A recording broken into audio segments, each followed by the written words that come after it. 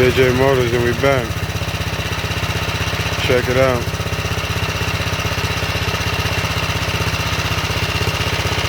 Rare bike. It's a puddle jumper. 19, let's say it's the late 1960s, early 1970s. Beautiful.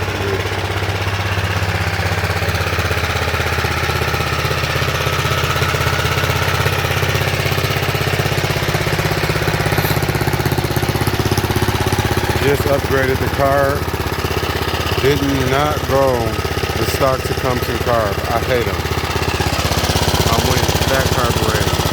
And if anybody got any questions on that for that TECUMSEH, let me know. This is 156cc. Look at the condition.